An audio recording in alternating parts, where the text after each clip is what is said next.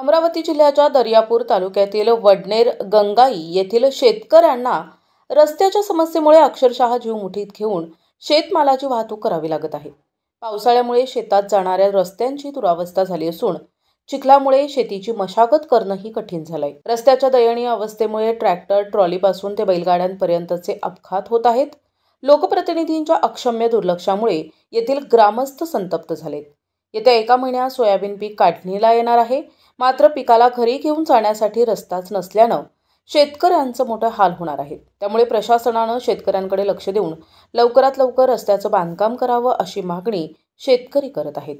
वडनेर गंगाई लगत नदी लगत असलेला उमरी रस्ता आणि बाग रस्ता या रस्त्यावर आमच्या गावातील 2 भागातली शेती आहे। वडनेर गंगाई भाग 2 आणि भाग 1, भाग 3 आणि खूप दयनीय अवस्थेत नदीमध्ये वाहून गेलेला रस्ता आहे।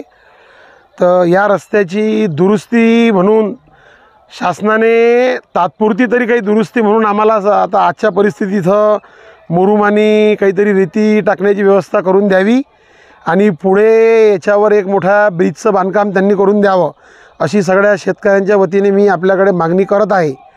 आणि याच्याकडे लवकरात लवकर दखल देऊन आमचा शेतीचा मार्ग मोकळा करावा। आमचं जे सोयाबीनचं पीक आहे ते आता 1 महिन्याच्या कालावधीत घरी आणायचं आहे आणि इथून जाण्याची व्यवस्था इतकी बिकट आहे तर आम्ही तो शेतमाल घरी कसा आणावा आणि त्याच्यावरच आमचा सर्व उदरनिर्वाह आहे। NTV news Marathi, Amravati.